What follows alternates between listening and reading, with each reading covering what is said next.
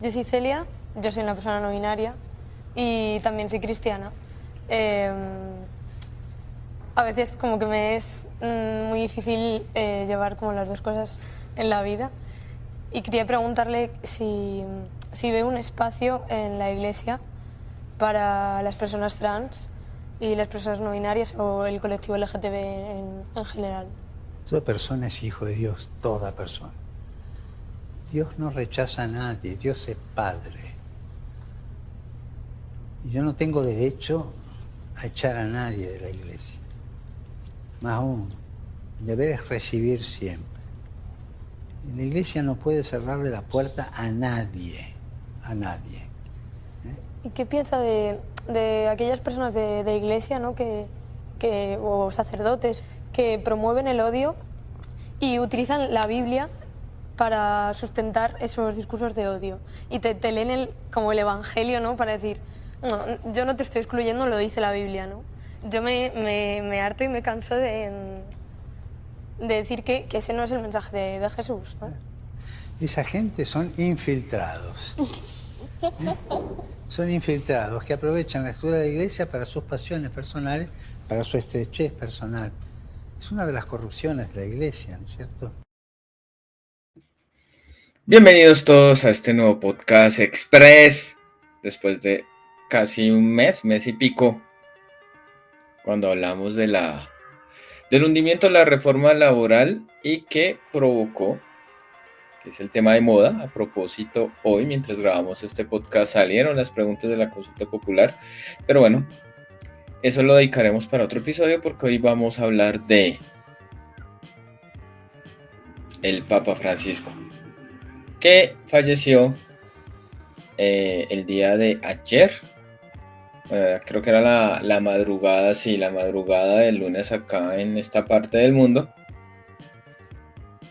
Falleció aparentemente por un derrame cerebral. Recuerden que el Papa Francisco venía recuperándose de una situación crítica de salud. Aparentemente estaba bien, dio la misa del domingo de Pascua, el domingo de Resurrección, pidiendo por que no se rearmara Europa, porque ahorita en Europa hay un tema donde todos los países de la Unión Europea se quieren rearmar, están en una onda belicista, todo a raíz de la guerra ruso-ucraniana, donde le van a destinar más recursos públicos al tema de armamento que a otros temas más importantes como la salud, la educación, pensiones, vivienda, donde van a haber recortes, pero pues la industria armamentística, eso sí, es la que va a salir ganando, ¿no? ¿Qué tal eso? Video podcast express especial. Adiós, Papa Francisco. Veíamos este video interesante de es un documental donde jóvenes le preguntaban al Papa Francisco. Creo que ese documental está en Disney Plus, lo que era antes de Star Plus, creo, si lo quieren ver. Bienvenidos todos, aquí estamos de nuevo, después de mucho tiempo, aquí hablando de la muerte del Papa Francisco. Un papa muy progresista para los fascistas y muy conservador, o sea que no tanto conservador como reformista, pero que le faltó ir un poquito más. Sí, su idea era reformar la Iglesia Católica. Bueno, el Papa Francisco desde el 2013, si no me falla la memoria, es Papa. Recordemos que pues Benedicto XVI renunció y decidieron ahí hacer el cónclave. Vean Cónclave, la película, ya que está de moda. Película que estuvo ahorita nominada al Oscar. Si no estoy mal, creo que ganó el Oscar a Mejor Guión Adaptado porque es de un libro. Sí, también pueden leerse el libro de Cónclave. Y va a estar más de moda. Hace poquito la estrenaron en Amazon Prime Video y está arrasando, ¿no? Qué mejor merchandising que esta situación de la muerte del Papa Francisco, lo que implica que tienen que hacer un nuevo cónclave donde ciertos cardenales menores de 80 años van allá y votan y eligen al nuevo Papa. Ese es el mecanismo de elección donde ellos se encierran varios días, tiene que haber un mínimo de votación para elegir a un papa. Y ahí viene la famosa fumata negra, es cuando de la votación pues no sale, o la fumata blanca ya cuando ya hay un nuevo papa. Ese es como de más o menos a grosso modo resumiendo el mecanismo de conclave, que se vota en esa sala donde está la Capilla Sixtina, la famosa pintura. La famosa pintura ahí en esa parte del Vaticano. Ahí van a elegir al nuevo papa. Así que vean conclave porque sí hay mucho de política, mucha intriga. Ya están sonando candidatos, que este es muy conservador, que este podría ser de la misma línea del Papa Francisco. También dicen que el Papa Francisco nombró a muchos cardenales muy de su línea, muy de su tendencia, y que los cardenales de los antiguos papados ya son una minoría, ¿no? Estoy hablando de los papados inmediatamente anteriores, Benedicto XVI, y por supuesto el papado de Juan Pablo II. Dos papados de tendencia muy, pero muy demasiado conservadora. Acá sí me tocaría entrar a hacer una contextualización, porque primero, bueno, Juan Pablo II, 78, 79, 1978, 79, porque Juan Pablo I no duró mucho. Hay una teoría conspirativa, pues muchos ya la consideran muy cierta, otros no tanto, que es el tema de que el Papa Juan Pablo I fue envenenado. Ahí después eligieron a Juan Pablo II, el famosísimo Karol Wojtyła, Polonia, polaco él, y fue un papado larguísimo, y un papado muy ultraconservador. Un papa que tenía como su rencor personal hacia el comunismo. Recuerden que después de la Segunda Guerra Mundial, pues Polonia entró en esta tanda de países de Europa del Este, el famoso telón de acero. Entonces, ahí Polonia es un país muy conservador. Ahí también salió el famoso sindicato ese de Lech Walesa, el Solidaridad, que también pues era de tendencia anticomunista. El Papa Juan Pablo II, pues, digamos, ahí sí entra el tema de marketing, ¿no? Nos lo vendían como el Papa viajero, el Papa global, que por otro lado también lo criticaban mucho por eso, porque se la pasaba viajando, y es verdad, casi como que le recorrió todo el planeta en sus visitas a demasiados países, visitas algunas muy controversiales, y donde fue, no sé si tibio, pero sí quizás que esperaba uno una intervención mayor, pero no fue así. Por ejemplo, cuando el Papa Juan Pablo II viajó a Centroamérica, que Centroamérica en los 80 era un hervidero de guerras civiles, de guerras fratricidas, Salvador, Honduras, Nicaragua, que estaba el sandinismo, había logrado hacer su revolución derrocando a los Somoza. Juan Pablo II estaba muy en contra de estas fuerzas, digamos, está en contra del sandinismo, está en contra de la guerrilla salvadoreña que estaba combatiendo contra estas fuerzas opresoras de derecha que mataron a Monseñor Romero, por ejemplo, que en el 89 masacraron a unos jesuitas en una universidad allá en El Salvador, que entre esos mataron a un gran teólogo que era Ignacio Yacuría. Entonces ahí Juan Pablo II, muy callado, hasta un poco cómplice, diría yo, un poco cómplice de lo que sucedía en Centroamérica cuando fue a Nicaragua. Dicen, y hay una foto, lástima que no la alcancé aquí a poner, donde cuando llegó a Managua, eso rompió protocolo y eso bajó ahí al aeropuerto en Managua, lo maldita sea, fue a buscar al sacerdote y poeta nicaragüense que ya también relativamente hace poco falleció, que es el señor Ernesto Cardenal, y fue a regañarlo. Ernesto Cardenal obviamente pues arrodilló y ahí aguantándose el regaño de Juan Pablo II. Ahí va otra cosa, como era muy conservador, muy de extrema derecha, atacó mucho el tema de la teología de la liberación, ¿no? Esta tendencia que nació aquí en Latinoamérica de unos sacerdotes donde se cuestionaba lo que hacía la iglesia frente a las injusticias sociales, a la pobreza, a la desigualdad, a la represión, a gobiernos de corte dictatorial. Muchos sacerdotes, pues, algunos por la vía armada, otros, pues, de otras formas buscaban, digamos, como, bueno, ¿qué está pasando en Latinoamérica? ¿Por qué hay hambre? ¿Por qué hay pobreza? ¿Por qué hay represión? ¿Por qué hay desaparecidos? ¿Cierto? Que era, digamos, lo que se cuestionaba la teología de la liberación, y que la teología de la liberación, pues bueno, ahí entra el famoso debate que si es marxista o no es marxista, que si, pues, o sea, más que si es marxista o no es marxista, el tema es, digamos, que ellos cuestionaron, ¿no? Las autoridades eclesiásticas y bueno, aquí en Latinoamérica hay muchas historias frente al tema de la teología de la liberación, que Juan Pablo II la persiguió.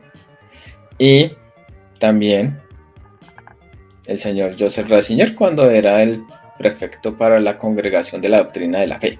Así se llama esa instancia del Vaticano, que es como la que perseguía a los teólogos de la liberación y los excomulgaba, y a los sacerdotes de castigo los ponían en estado laico, una vaina así.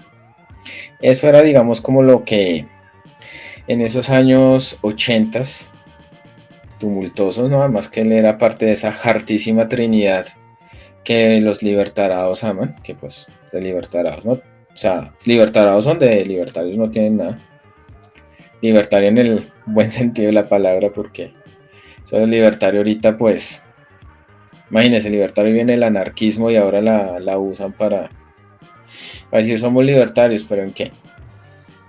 En fin, bueno, eso es otra cuestión, ¿no? Con Margaret Thatcher y Ronald Reagan, ¿no? Que eran esa hartísima trinidad ultraconservadora, luchando contra cualquier atisbo de democracia de izquierda, qué sé yo. Entonces, Juan Pablo II también fue un papado muy polémico por el tema de los casos de abuso contra menores en la iglesia. Juan Pablo II se le acusa de ser un encubridor de sacerdotes que cometieron abusos contra menores de edad. Sobre todo es muy cuestionable su papel frente a una congregación que se llama los Legionarios de Cristo, que es mexicana, un tal Marcial Maciel, donde él y dentro de esa orden religiosa en México abusaron de muchos menores de edad, y bueno, en todo el planeta, ¿no? Que también se acusó después, cuando era aún Joseph Ratzinger, que él movía, bueno, que hay acusaciones de que tal sacerdote abusó a tales niños. Movámoslo de iglesia, movámoslo desde iglesia, y simplemente reincidían, ¿no? Reincidían y otra vez una forma de encubrimiento era moverlos de iglesias. Es una acusación gravísima y demostrada, ¿no? A propósito de los abusos de la Iglesia Católica, bueno, hay muchos documentales, muchas películas.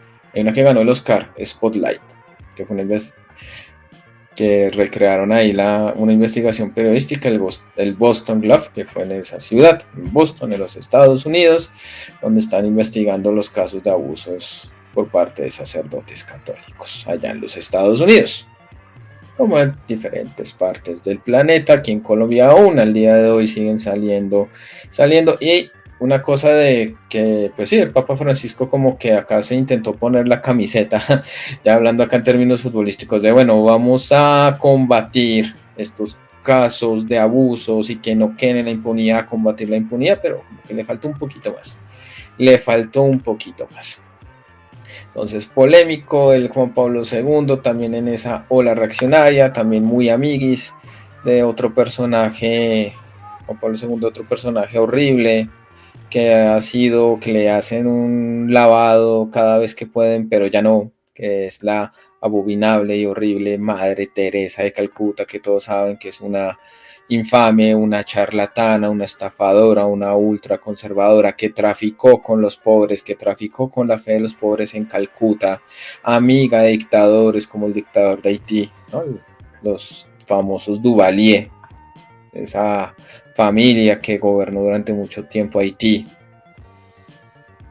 Y también pues supuestamente le daba cuidados médicos a muchos enfermos en Calcuta. Tanto así que hay una historia, que había un señor allá en Calcuta, en esos centros insalubres horribles, que tenía la Madre Teresa, muy millonaria a propósito, porque obviamente mucha gente le donaba y todo. ¿Y qué hacía con esas donaciones? Ni noticias. Bueno, el tema es que había un señor retorciéndose, tenía un cáncer muy avanzado, no le daban nada, como ni siquiera un cuidado paliativo. Llega la Madre Teresa y le susurra en el oído: ay, este es el sufrimiento de Jesús en la cruz, tú también lo estás sintiendo. Entonces el enfermo también se le acerca y él le responde: no, venga, pero dígale a Jesús que ya no me ponga a sufrir más, que ya no quiero su sufrimiento acá, retorciéndose el dolor del cáncer que tenía. Así, historias de estos personajes que les hacen un lavado, porque a Juan Pablo II le hacen un lavado, eso es, mejor dicho, es el mejor papa de la historia, según mucha gente. Pues precisamente fue una persona ultraconservadora que cayó, no dijo nada sobre los abusos de las dictaduras en el cono sur, aquí en Sudamérica.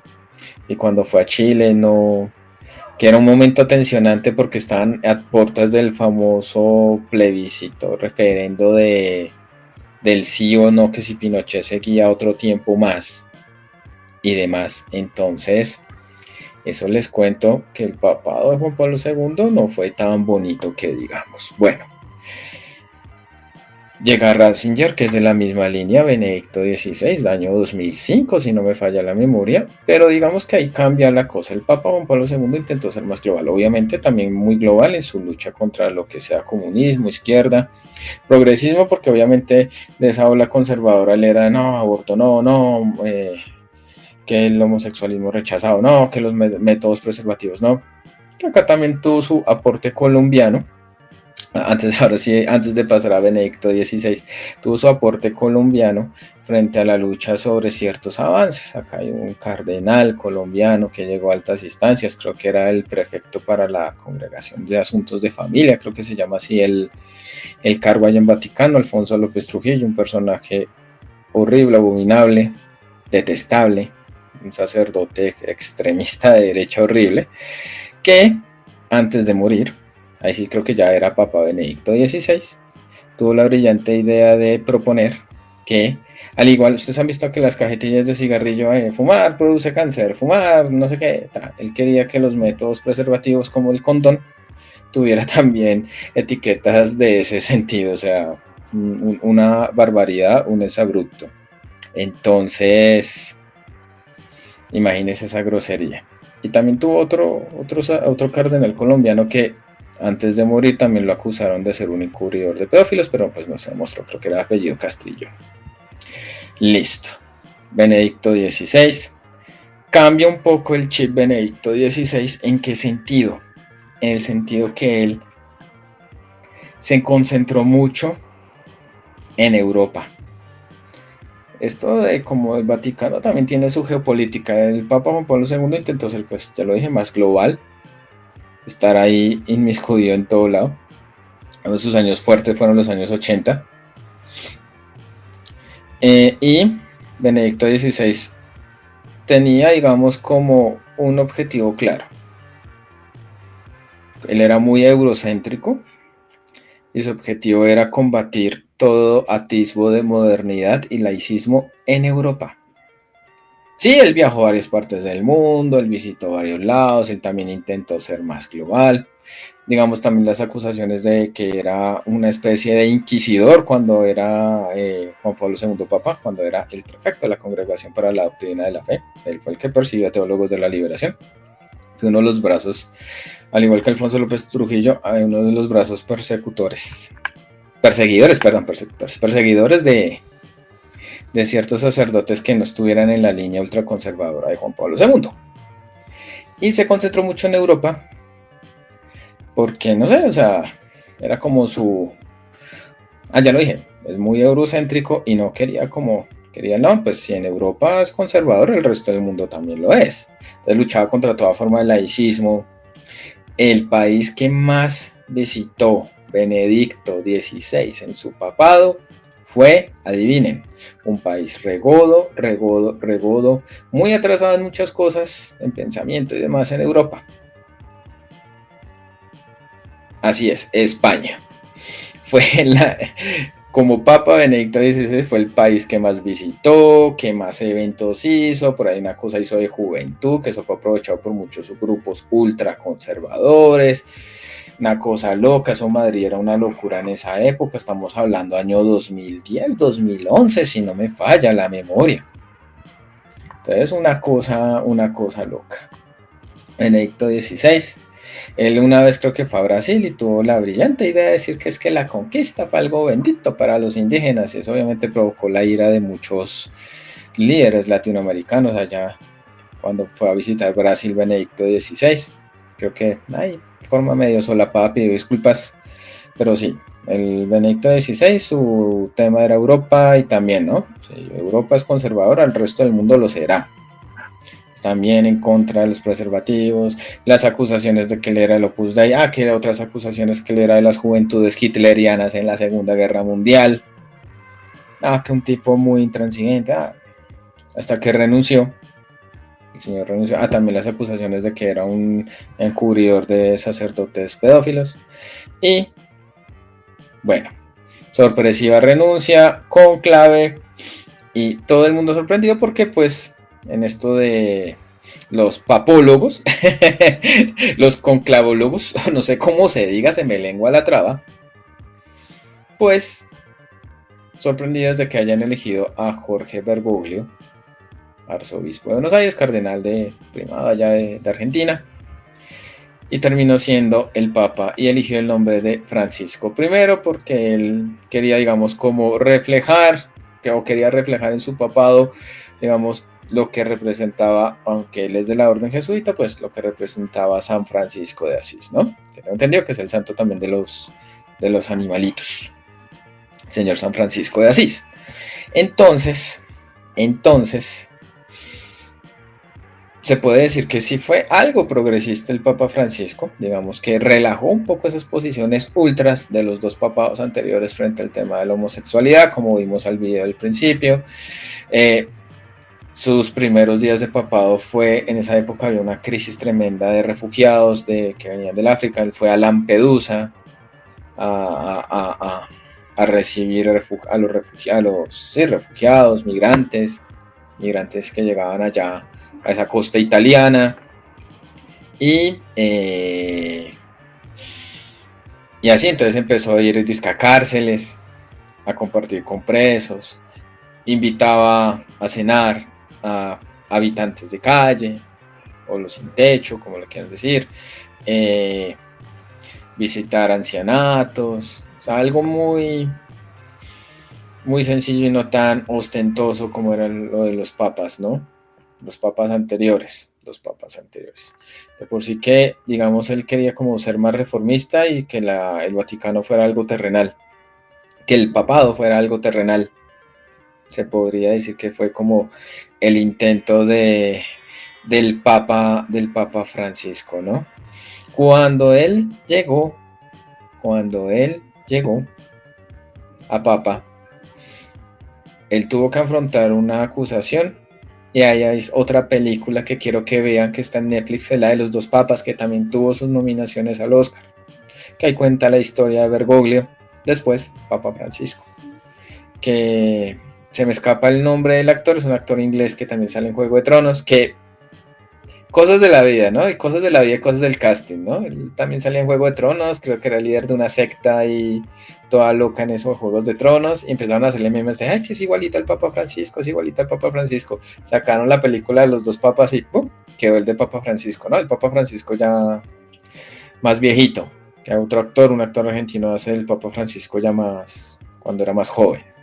Los dos papas, recomendada para que la vean también en estos días, de papólogos, para que sean papólogos expertos ustedes, ¿no? Él le tocó afrontar una acusación, que supuestamente él fue colaboracionista con la última dictadura militar de Videla, y que por culpa de él desaparecieron a 2 sacerdotes jesuitas. Entonces hasta declaró y todo, y mejor dicho, miremos esto. Señor Bergoglio, ¿cómo tomó conocimiento del secuestro de La tarde, sobre el mediodía. Yalix y Llorio del grupo de catequistas el 23 de mayo de 1976 al que se refirió recién? ¿A través Ese de mismo quién? día, en las primeras horas de la tarde, sobre el mediodía, por teléfono. ¿Quién lo llamó? Una persona del barrio que no conocía me dijo, pasó esto. ¿Y qué es lo que le contó que haya pasado? Que había habido una redada y habían llevado presos a los sacerdotes, a muchos laicos, y que el padre Durrón, como estaba en bicicleta por ahí y vio la redada, se fue por la calle Varela. ¿Usted la noticia la puso en conocimiento, se trasladó la noticia, la puso en conocimiento de otra jerarquía eclesiástica? De todos los miembros de la Compañía de Jesús, inmediatamente, y recurrí al arzobispado. ¿Le informó al arzobispo? Sí, enseguida. De hecho, me reuní 2 veces con el comandante de la Marina en ese momento. ¿Recuerda quién era? Macera. ¿Recuerda qué información o qué respuesta le dio a su...? La primera me escuchó y me dijo que iba a averiguar, que no sabía. Yo dije, mire, estos padres no tienen nada que ver en nada raro, di testimonio de nada de eso y punto. Como no contestó, al cabo de un par de meses pedí una segunda entrevista, mientras hacía otro tipo de gestiones, donde ya era casi seguro que los tenían ellos, ¿no? Digo casi porque la seguridad total la tuve cuando ellos me lo contaron. Y ahí la entrevista fue muy fea. ¿La segunda? La segunda fue muy fea. No llegó a los 10 minutos. ¿Qué recuerda de esa entrevista? ¿Puede ilustrarnos Sí, lo más es, posible? Él me dijo, bueno, mire, lo que pasa es que yo ya le dije a Tortolo. ¿Quién era Tortolo? Era el presidente del episcopado, Monseñor Tortolo. Y yo le dije, mejor dirá a Monseñor Tortolo, ¿no es cierto? Bueno, sí. Bueno, mire, Macera, yo quiero que aparezcan. Me levanté y me fui. Testimonio de el entonces, creo que ya era cardenal ahí, Bergoglio, Jorge Bergoglio,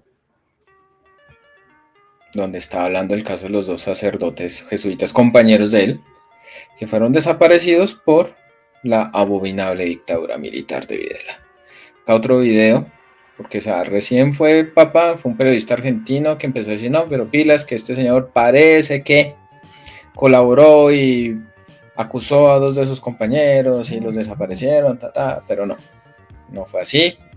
Jorge Bergoglio ahí como dio testimonio, y eso también lo muestran en la película Los 2 Papas, porque Los 2 Papas está ahí la película como biográfica más que todo el Papa Francisco, para que se hagan un panorama y quede aclarado que no tuvo que ver con esa acusación, ¿no? Aunque algunos dicen, él sí fue, pues todo parece indicar que no colaboró con la dictadura y que no acusó a sus 2 compañeros posteriormente desaparecidos. Ha hecho unas declaraciones, un comunicado que ahora paso a leerles, pero también hoy son hechos antiguos, hechos no probados y a la vez, pues con una fuerte carga ideológica. Y hoy hemos conocido las declaraciones del premio Nobel Pérez Esquivel, precisamente en que dice claramente que Bergoglio no ha sido en absoluto cómplice de la dictadura argentina, y también la carta, la declaración del comunicado de uno de estos 2 sacerdotes jesuitas de origen húngaro-alemán, en la que, pues mucho después de estos hechos, pues cuando ya era Bergoglio obispo de Buenos Aires, pues se encontró con él, celebró con él la Eucaristía y mostraron una clara e inequívoca armonía, con lo cual no hay nada. y paso a leerles el comunicado que ha hecho público el padre Lombardi. La campaña contra Bergoglio es conocida y se refiere a hechos de hace muchos años. Ha sido promovida desde una publicación especializada en una campaña con un cariz calumnioso y difamatorio. El origen anticlerical de esta campaña y de otras acusaciones contra Bergoglio es muy conocido y notorio. La acusación se refiere al tiempo en que Bergoglio no era todavía obispo, sino provincial de los jesuitas en Argentina, y a 2 sacerdotes jesuitas que habían sido secuestrados y a los que, según esta acusación, no habría protegido o defendido suficientemente.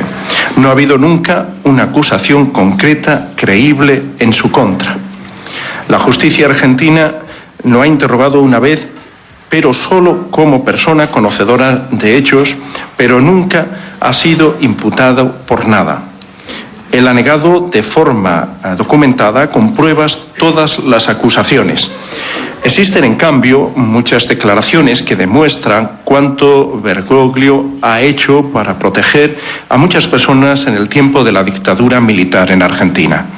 Es conocido, en cambio, el papel de Bergoglio, una vez nombrado obispo, en promover la petición de perdón por parte de la Iglesia en Argentina por no haber hecho esta lo suficiente en tiempo de la dictadura militar. Las acusaciones pertenecen al uso de un análisis histórico-sociológico del periodo de la dictadura, influido ideológicamente por elementos anticlericales de izquierda para atacar a la Iglesia. En definitiva, deben ser rechazadas de forma contundente estas acusaciones. Este es un debate que volvió a surgir a raíz de la muerte del Papa Francisco, que él sí colaboró con la dictadura, pero pues ustedes se dieron cuenta que aparentemente no es tan así, que él no fue cómplice de la dictadura y que no acusó ni, me perdona la expresión, no, que vendió a 2 de sus compañeros diciendo que eran subversivos o no sé qué, en esa abominable y horrible dictadura. Horrible dictadura la de Jorge Videla. Bueno, entonces, como les decía, parece que el Papa Francisco es más reformista. Como les estaba diciendo antes, como que intentó que el tema del Vaticano, el tema del Papa, el tema del papado fuera como algo más terrenal, no algo ya más lejano, más allá del bien y del mal, que imposible que la gente se acerque al Papa, que imposible que le hablen. No, eso que se va a poner en fijar en gente de a pie, gente pobre, gente desamparada, eso que porque los papas se va a fijar en esa gente, no. Y pues, digamos, este tema de ser flexible con el tema de las personas de la comunidad LGBTI, Kumas, o ser flexible frente a temas, aunque ahí no lo fue tan flexible el tema del aborto, creo que ahí tuvo unas declaraciones como polémicas y le recriminaron frente al tema del aborto, si le alcanzó a decir, no, el aborto es asesinato. Y también pues lo acusaron también en Argentina cuando él era un cardenal allá en Argentina, cuando los Kirchner aprobaron el matrimonio igualitario. Él también como que tuvo sus palabras muy salidas de tono frente a lo que pasa en Argentina, frente al tema del matrimonio igualitario y frente al tema, disposiciones del aborto siempre las ha tenido, ¿no? Aunque hace ya unos añitos atrás en Argentina se legalizó el aborto, aunque el señor Javier Milei quiere revertir esa situación, tanto el matrimonio igualitario como la legalización del aborto en Argentina. Ahí sí salió más godo este señor, que ya ahorita vamos a ver más adelante, dijo la famosa expresión que es viral, la de que él es el maligno en la tierra, el representante del maligno en la tierra, ¿no? Él en su locura ya rayando a que tiene que ir a psiquiatra, el señor Javier Milei. Se esperaba más de este papa en tema de que no quedara tan impune. Él tuvo sus disputas con gente ultraconservadora. Él sí las fue como alejando. Como por ejemplo el señor Burke, creo que se pronunciaría, que es un cardenal allá estadounidense, de línea dura, ultraconservadora, y que dicen que puede ser un candidato fuerte para reemplazarlo, que sería algo terrible, ¿no? En esta época de ola ultra reaccionaria, ultrafascista que estamos viviendo. Entonces, también tuvo su pelea con gente ultraconservadora, gente que no es gente de línea dura. Nostálgicos de Juan Pablo II, es más nostálgico de otros papados más viejos que el papado hacía una cosa loca, para no irnos tan atrás, porque está Pío XII, que dicen que colaboró con los nazis. Los Borgia, que fueron una belleza. Etcétera, etcétera, etcétera. En fin. Entonces, este papa también miró el tema medioambiental.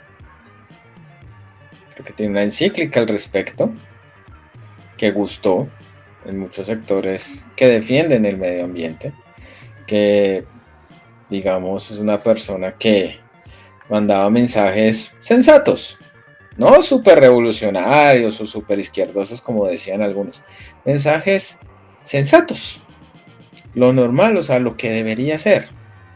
Como por ejemplo este que les voy a mostrar sobre un tema que está muy de moda en el país.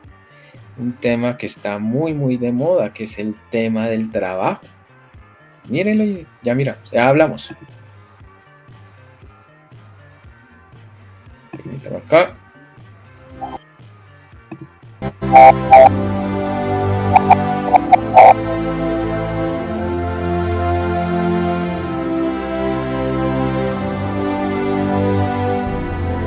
Debemos recordar siempre la dignidad y los derechos de los trabajadores.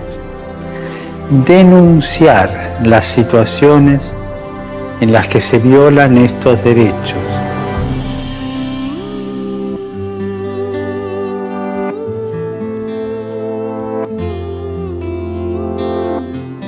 Y ayudar a que contribuya a un auténtico progreso del hombre y de la sociedad.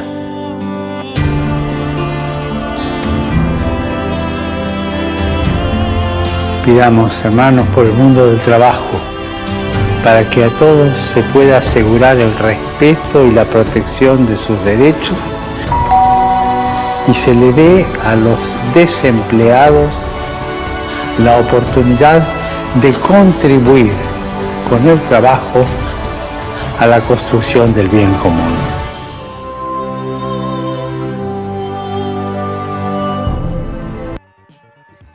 ¿Cómo la ven? Normal, ¿no? No dice nada del otro mundo. No dice nada terrible, no dice nada como preocupante, qué sé yo, nada feo, nada como castrochavista. Pero pues con estos mensajes de que es que hay que cuidar el medio ambiente, castrochavista, es que hay que no abusar de los trabajadores, respetar el trabajo, no violarle sus derechos. Castrochavista, pero me da mucha risa es esto. Me da demasiada risa es esto, ¿no? Ella fue una de las hundicionistas, una de las senadoras que, riéndose en las fotos, se vanagloriaba de hundir la reforma laboral, heredera de un clan parapolítico, Blel, Nadia Blel. Con profundo dolor despedimos hoy al Papa Francisco, un líder espiritual que transformó corazones y conciencias en todo el mundo. Con una de sus enseñanzas más poderosas, el mundo necesita más puentes y menos muros. Francisco nos deja un legado de diálogo, solidaridad y escucha. Nos enseñó que la construcción del bien común solo es posible si se hace de forma conjunta, con consensos, con empatía con el otro.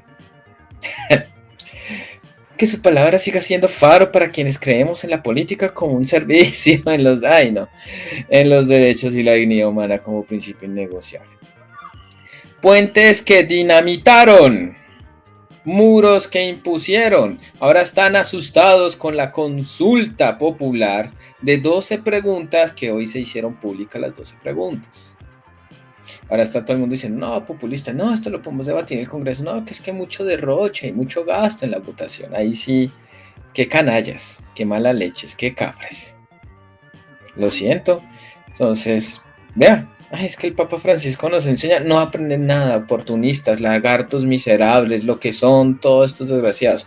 Todos sacando que fotos con el Papa y que el Papa me enseñó y son lo peor de lo peor, son los peores católicos del mundo. Son los peores de los peores, ¿no? Ahí sí no, que nos enseñó que es que en Semana Santa reflexioné y ahorita siguen siendo las mismas porquerías de siempre. Siguen siendo las mismas porquerías de siempre. O sea, el Papa Francisco no decía mensajes de otra cosa, de otra índole. Simplemente dice lo que debería ser, ¿no? No contaminen, no le hagan daño al prójimo, no se aprovechen del prójimo, ayuden a los desamparados, ayuden a los pobres, ayuden a las personas que la están pasando mal, ayúdenlo en sus momentos difíciles. Además, el Papa fue este Papa que le tocó afrontar la pandemia del COVID, la famosa bendición, oración que hizo en la plaza ahí toda desolada, ahí rezando para que el tema de la pandemia no fuera tan duro. Pero claro, entonces esta vaina molesta a los fachitos, molesta a esta gente que ve en la solidaridad, en la unión, en la empatía, en la colaboración, ven comunismo, marxismo, castrochavismo, y eso es horrible y hay que hacer de todo para evitar todos esos valores, sino que tiene que imperar el valor del individualismo, la competencia, el mérito malentendido, que si yo pude es por mi mérito, cosa que es falso, porque eso la meritocracia es una chafa, y que el que no puede, pues que se joda, es lo que siempre dicen, ¿no? Que el pobre es pobre porque quiere y no quiere trabajar, es lo que siempre dicen esta gente desagradable, ¿no? Y están mal acostumbrados, ¿no? Con estos papados anteriores, fachos, porque es que son fachos, Juan Pablo II y Benedicto XVI fueron papados fachos, fueron papados impresentables en muchos sentidos, ya lo dije al principio de este video podcast, que están mal acostumbrados los fachitos. En España odian al Papa Francisco y odian porque no fue a España. Como les dije, un bastión ultraconservador y nacional católico o cristofascista, como le dicen algunos allá en España, que son expresiones allá que dicen en España. Ahora sí, tan reformista que desató la ira de los fascistas. Y ahora sí vamos con esto que se va a volver un clásico y que también le están restregando en la cara a Javier Milei porque ay, falleció el Papa Francisco, compatriota, era el mejor papa de la historia. Pero mira con la que salía. Tiene tantos años de justicia social que, ¿qué es la justicia social? Es la envidia, el odio, el resentimiento. A ver, originalmente la envidia era un pecado capital. Habría que informarle al imbécil ese que está en Roma, ¿sí? Que defiende la justicia social, que sepa que es un robo y que eso va contra los mandamientos, que la envidia, que es la base de la justicia social, sí, digamos, es un pecado capital y que por más que lo disfraces con un nombre lindo, justicia social es una aberración. ¿Me comprendés? O sea, ¿desde cuándo, digamos, la envidia puede ser algo bueno? ¿Desde cuándo el robo puede ser algo bueno? ¿Desde cuándo el asesinato puede ser algo bueno? ¿Desde cuándo tratar a la gente desigualmente puede ser algo bueno? Jamás puede ser algo bueno. Entonces, en ese contexto, ¿sí? Digamos, vos... La gente de este país es tremenda, digamos, qué sé yo, y los políticos son de cualquier lado, ¿no? Porque, a ver... No puedo dejar de preguntarte si no es mucho lo del Papa. No. El Papa, sí, lo voy a decir de frente, es el representante del maligno en la tierra, ocupando el trono de la casa de Dios. ¿Vos sabías que el Papa impulsa el comunismo con todos los desastres que causó? Y eso va contra las propias Sagradas Escrituras. Andá, digamos, al Viejo Testamento, Samuel 8, y te va a decir todas las aberraciones que implica el Estado. Te va a sacar tus hijos, te va a sacar a tus hijas, digamos, te va a sacar, digamos, tus mejores campos, te va a sacar tus burros, te va a sacar todo lo mejor. ¿Para qué? Te va a esclavizar. te va a hacer un esclavo. O si no, podemos ir al Evangelio de San Lucas. En el Evangelio de San Lucas, cuando da la tercera, digamos, la tercera tentación, el maligno lo lleva a un monte y le dice a Jesucristo que si se pone de rodillas frente a él, le va a dar el poder sobre todos los reinos del mundo. Porque ese poder le fue dado. Es decir, los estados son una invención del maligno. Por eso cada vez que vos aplicás el socialismo, ¿sí?, se hunde, se genera un desastre. Entonces no tengo ningún problema en decir lo que digo del impresentable que está en Roma. Así. ¿Por qué? Porque promueve la pobreza, promueve el pobrismo, promueve un régimen de miseria. Vos sabés que además, una de las cosas maravillosas del liberalismo es que promueve el comercio. Y como decía Bastián, donde entra el comercio no entran las balas. O como decía Bertrand de Juvenet, donde, digamos, hay libre mercado, las costumbres son dulces. ¿Me comprendés? Y este tipo promueve un sistema que es una porquería, que mata a la gente, que la hambrea. Entonces, digo, ¿cuál es el punto?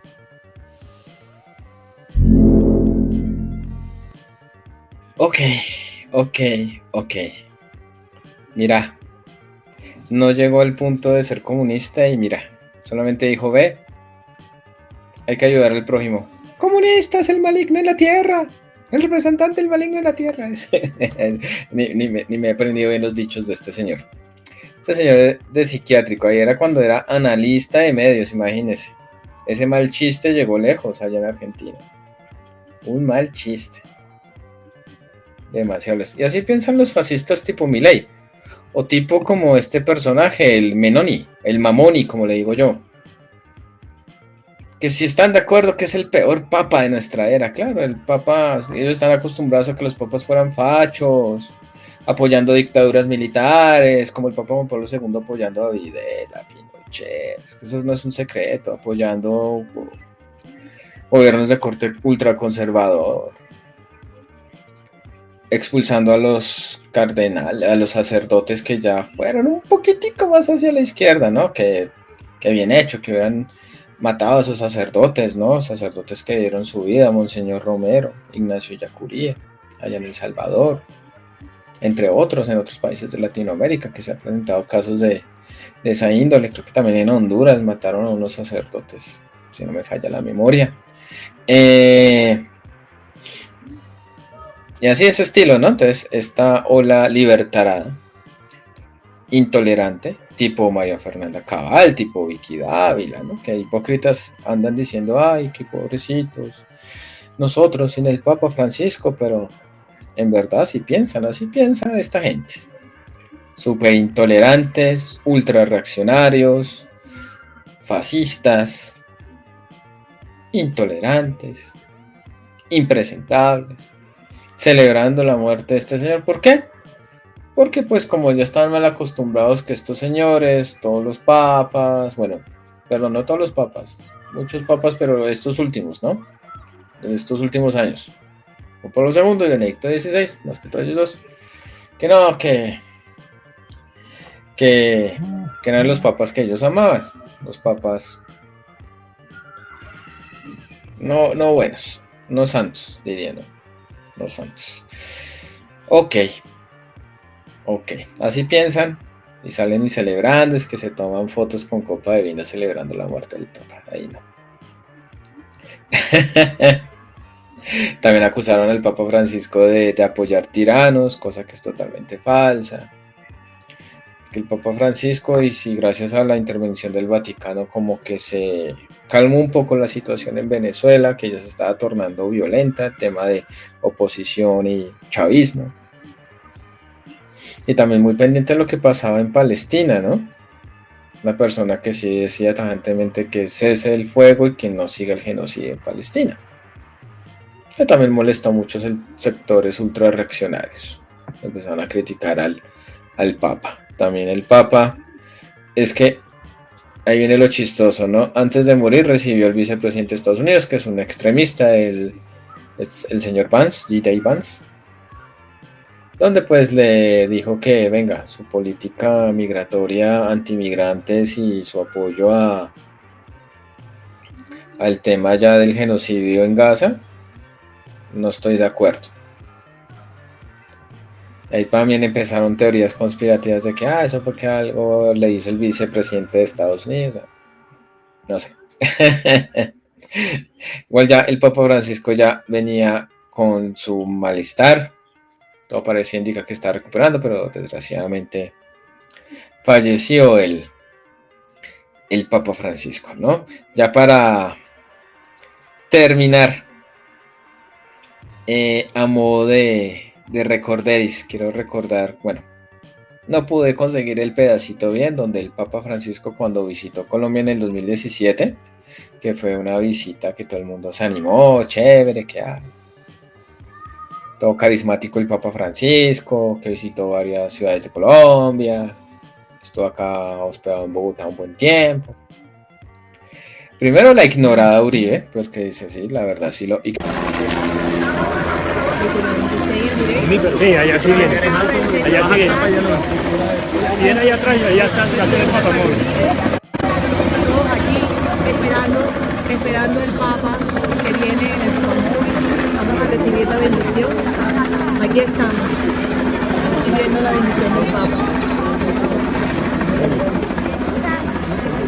Aquí estamos en directo recibiendo ya la bendición del Papa en su Papa móvil. Ya salió de Qatar. En minutos está aquí. Pero es mejor que agarre esta para que saludemos las otras. Viene el Papa en su Papa móvil. Viene el Papa. Aquí estamos recibiendo la bendición.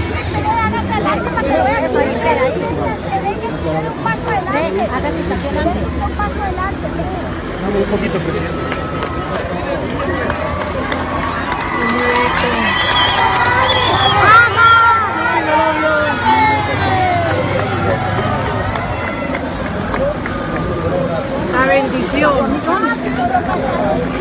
La bendición del Papa. Hágase adelante, y no lo vio. Ahorita que está enfrentando el juicio, hay unos trinos más estúpidos que escribió. Eso fue en el 2017, si es que acaso, y todo el mundo se le burló, incluyéndome, en serio, los memes y los chistes estuvieron buenísimos, ¿no lo vio? Le hizo la ignoración. ¿Acaso yo iba a que me viera? Sí, pero no lo vio. Así que no se haga el desentendido, el importante. Hay otra cosa. Se me olvidó mostrar esto, ya para ir cerrando este video podcast express, no nos vaya a quedar tan largo. Hay mucho fachito que mire, que ven de ídolo a este cómplice de dictaduras, encubridor de pedófilos, ultraconservador, intolerante y un facho, Juan Pablo II, yo sí, sin tapujos. Hay gente que lo considera el mejor papa de la historia, por favor. Hasta ahorita el mejor, si ustedes me preguntan, es Juan XXIII. Y él sí fue revolucionario. Sí, señor. Y otro recorderis del Papa con el tema Colombia, ¿no? El tema de cuando el Papa Francisco, que también abogó para que el acuerdo de paz con las FARC no fracasara. Y recuerden que Álvaro Uribe se obsesionó con Juan Manuel Santos, que le dijo que era un traidor y demás. Los reunió en el Vaticano, reunión que no fue fructífera. El Papa Francisco recibió el viernes en el Vaticano al presidente de Colombia, Juan Manuel Santos, y convocó por sorpresa a su predecesor Álvaro Uribe para una reunión conjunta en un aparente intento de acercar sus posiciones. Nada ha trascendido por el momento sobre esta reunión, antes de la cual el pontífice los había recibido a ambos por separado. Los dos líderes políticos están enfrentados por el acuerdo de paz con la guerrilla de las FARC, para poner fin a más de 50 años de conflicto. Santos insiste en la necesidad de un acuerdo nacional para implementar el acuerdo de paz, mientras que el expresidente rechaza el texto refrendado hace 2 semanas por el Congreso de Colombia, pese a que en la renegociación con la guerrilla se incluyeron propuestas de la oposición. El presidente de Colombia visitó la Santa Sede en el marco de una gira europea. Uribe llegó el viernes a Roma, procedente de Bogotá. ¿Cómo la ven? Reunión que no prosperó. Y también él tuvo otra reunión incómoda, ¿no? Que fue esta. Es que se le notaba el malestar. Contexto, eso fue el primer, ¿qué? El primer gobierno de Trump, ¿no? La primera presidencia de Trump, no ahorita.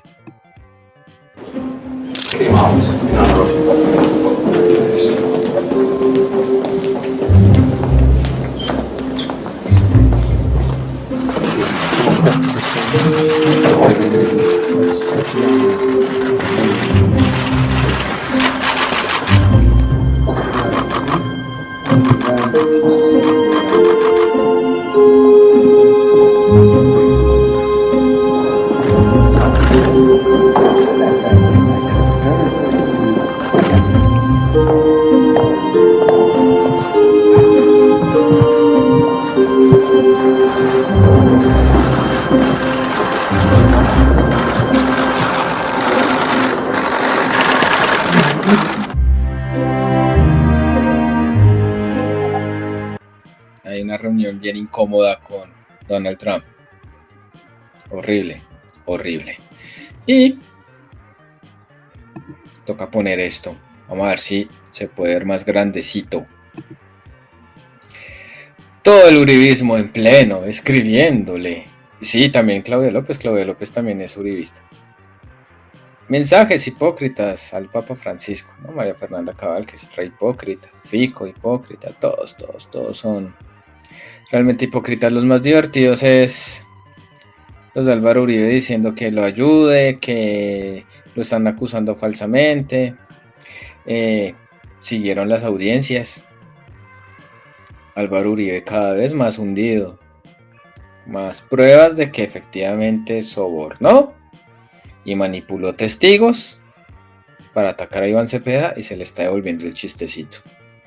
Y ahora el Centro Democrático quiere denunciar a Gustavo Petro porque ahorita hay una polémica, solo hablaremos en otro episodio, porque sí me gustaría hablar de...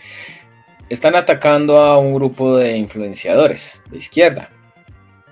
Y hay una cuenta de Twitter que la suspenden y vuelve muchas veces, que se hace llamar licanista y suele usar la imagen del Joker como avatar y como imagen de su cuenta en Twitter X. Y se pone a realizar amenazas explícitas contra todos estos influenciadores de izquierda. No, que hay que hacerles, que hay que atacarlos, que hay que no sé qué, pero bien explícitas, ya amenaza pura y dura. Entonces Gustavo Petro, el presidente Gustavo Petro, dijo que todo parece indicar que esa cuenta está relacionada en el círculo, y no se me haga raro, al círculo de María Fernanda Cabal y su horda de extremistas, los jóvenes Cabal. Entonces ahora se victimizan y dicen que no, que nada que ver. Eso que hay otra sospecha, que posiblemente esta cuenta licanista era posiblemente de los círculos cercanos a el concejal de Bogotá, el Polo Polo de Tierra Fría, el señor Daniel Briceño, ¿no? Pero parece que no es por ahí, que parece que la tendencia es hacia María Fernanda Cabal. Entonces acá todos los mensajes hipócritas de la extrema derecha, incluida Claudia López, y Claudia López es de extrema derecha. No me vengan a decir que es que ella es de izquierda, que no lo es. Nunca lo ha sido y nunca lo será. Y señores, para cerrar el podcast de hoy Video Express, desconcertado estoy con esto que les voy a mostrar, porque bueno, se ha sabido que acá hay mucho deportista colombiano que desgraciadamente, primero, que pues han caído en las garras del narcotráfico o se han visto involucrados en el negocio ilícito del narcotráfico. Hay un futbolista reconocido que fue campeón de la Libertadores con Once Caldas, John Biafra, que está pagando cárcel en Estados Unidos, extraditado por narcotráfico. Ahora este caso es peor porque se trata de una gloria de un deporte que nos gusta a todos y que es, o sea, me da risa. Y ese es otro debate. Ay, no, es que el fútbol no nos ha dado glorias. El ciclismo sí, que el boxeo sí, que hasta Juan Pablo Montoya sí también. Bueno, que porque en fútbol fracasamos, a propósito de lo que pasó en la sub-17, ya ganando Colombia, lo último se dejó empatar de Brasil, se fueron a penales, Colombia corrió en penales, porque Colombia, no importa la categoría, el género, siempre perdemos en penales. La selección mayor pierde en penales, la selección femenina mayor también en penales, las juveniles pierden en penales, todo, siempre nos va mal en penales. Estamos malditos con el tema de los penales, pero bueno.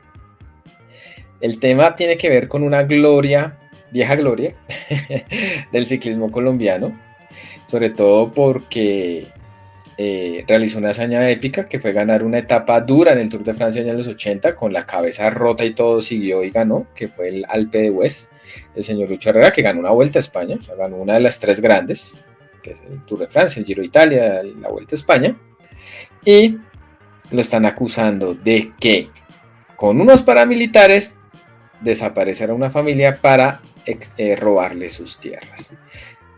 Duele decirlo, pero parece todo indicar que con Lucho Herrera el paramilitarismo monta en bicicleta. Vamos a ver completo el informe de Noticias 1, que fueron los que revelaron, dieron esta bomba, y ya después, bueno, con Daniel Coronel después, de Noticias 1 sigue siendo Daniel Coronel ahí. Daniel Coronel también dijo eso en la W, que todo parece indicar que Lucho Herrera está involucrado en este crimen, ojito, lo declararon así, en un crimen de lesa humanidad. Miren, si no han visto el reporte de Noticias 1, si lo vieron bien, si no, miren. Uno conoció judicial que pide investigar por desaparición forzada al campeón de ciclismo Lucho Herrera, con base en los testimonios de 2 paramilitares presos que confesaron que él les dijo que sus vecinos eran guerrilleros, aunque en realidad lo que quería era quitarles la tierra. ¡Lucho Herrera! ¡Herrera! ¡Herrera! ¡Herrera! ¡Herrera! ¡Lucho, Lucho, Lucho! Luis Alberto Herrera, Lucho Herrera, el jardinerito de Fusagasugá, le prodigó al país grandes dichas en España, Italia y Francia en los años 80, en los momentos más oscuros de la guerra de Pablo Escobar. Fusagasugá, Cundinamarca, donde nació, lo nombró su hijo ilustre y allí se trasladó en 1992 para invertir las ganancias de sus triunfos deportivos en negocios locales, uno de ellos una hacienda en el predio vecino de los hermanos Rodríguez Martínez, Diubiceldo Torres y Gonzalo Guerrero. Mi abuelo, que ya murió, él trabajó para Don Lucho. Mi mamá trabajó para ellos también. En marzo de 2000, nuevamente Lucho Herrera conmocionó al país porque las FARC lo secuestraron. En menos de 24 horas fue liberado. En la JEP se supo que su hermano pagó ese mismo día 4.000 millones de pesos por su liberación. Del ejército, que no lo podían quitar o resultaba muerto. Entonces yo en ese momento determiné recibirle la plata al hermano y soltarlo. ¿Cuánta plata fue? Bueno, ese nos dio 4.000 millones. A partir de entonces, según actas de la justicia ordinaria, Lucho Herrera estableció una relación con Martín Llanos, el entonces jefe de las autodefensas campesinas del Casanare, cuyos hombres terminaron admitiendo su responsabilidad en la desaparición de los vecinos del jardinerito, Diubiceldo, Gonzalo y los Rodríguez Martínez, el 23 de octubre de 2002. Entonces lo llevamos con alias Cascarón o Ángel Rodrigo Daza al Meta, a Tropezón, y ahí se reunió con don Martín y nos dan la orden que lo que el señor Lucho necesitara. Alias Ojitos y alias Menudencias, que habían recibido de Martín Llanos la orden de conseguir lo que Lucho Herrera necesitara, lo visitaron de vuelta. El señor Lucho Herrera me ofrece algo de beber y me da 2 sobres de Manila. En uno de ellos venían las fotos de 4 personas que teníamos que recoger. Dijo que eran milicianos de la guerrilla que lo iban a secuestrar, y en el otro sobre habían 40 millones y nos dice que si quiere para comprar unas pistolas y unas motocicletas. Esa gente colindaba con la finca de él. Menudencias también admitió su participación en el crimen de lesa humanidad y en su testimonio describió el secuestro tal como lo habían hecho los testigos y dijo que en la finca de Lucho los habían enterrado. Metimos 2 en el platón y 2 en la parte de adelante. Los inhumamos en la vía Novilleros a La Guadita en una finca sobre el borde de la carretera. Los degollamos y luego los descuartizamos con machete. Alias Ojitos dijo que la organización criminal de Martín Llanos descubrió luego que habría sido engañada por el mismo Lucho Herrera. Con el tiempo, la misma organización se dio cuenta que no eran milicianos, sino el interés era quitarles las tierras. Las familias de los muertos viven en el sector de Fusagasugá. Los testimonios de Menudencias y Ojitos son el fundamento de la decisión que el 7 de abril tomó el Juzgado Cuarto Penal del Circuito de Fusagasugá, que los convalida como aporte a la justicia y le concede a Ojitos una pena anticipada de 22 años y medio de prisión y ordena investigar a Lucho Herrera. Pudimos comunicarnos con el campeón y sospechoso de desaparición forzada. Él escuchó nuestra información. Nos gustaría, por favor, que nos conceda una entrevista, don Luis. y desde entonces no responde a nuestros intentos en busca de sus respuestas. Sistema correo de voz. Tremendo. Desilusionante tratándose de una vieja gloria del ciclismo que esté involucrado en estas, y si es culpable, grave esta situación, pero grave y medio. Bueno, así que con esto terminamos. Prometo hacer los videopodcasts más seguidos. Toca. Y bueno, esa era mi opinión del Papa Francisco. Más que revolucionario, reformista. Que fue una persona que sí flexibilizó muchas posiciones que están ya muy cerradas dentro de la Iglesia Católica, pero le faltó mucho. La preocupación es su sucesor. ¿Será alguien de su línea? ¿Será alguien ultraconservador que dañe todo lo que alcanzó a hacer el Papa Francisco en su papado? ¿Llegará alguien diferente? Para quienes vimos Cónclave, yo sé que muchos anhelan un Cardenal Benítez y que no gane un Tedesco. Espero que entiendan la referencia. Quienes vimos Cónclave, si no, véanlo, ya lo estrenaron en Amazon Prime Video, o si no, pues ahí en otros proveedores. Ya saben cuál, uno muy famoso que empieza con Cue y termina en Pana. Así que muchísimas gracias quienes escuchen este video, este podcast, video podcast, que no lo escuchen por Spotify, no lo puedan ver por video. Les voy a dejar el soundtrack de Cónclave, con el que termina la película. Véanla, ahí van a entender un poquito más de este mecanismo, lo que es un cónclave. Ya que están papólogos, pues lean sobre el mecanismo del cónclave, que ha cambiado ya hace muchos, digamos, este cónclave moderno, por lo que ya son cardenales de diferentes partes del mundo, ya que el mecanismo cambió. Eso antes habían otras modalidades para elegir el papa. Interesante la historia de la elección de un papa, y esperemos a ver si el papa es de la línea del Papa Francisco, o como está de moda ser facho, elijan a un papa ultra facho y ahí hacen moñona porque tienen a Trump, tienen a líderes europeos fachos, un papa, mejor dicho, quedamos hechos. También tienen a Netanyahu, el genocida en Israel, mejor dicho, a Milei en Argentina, aunque es un payaso, un badulaque, tecnofaraones ultramillonarios fascistas como Elon Musk, en fin. Muchas gracias.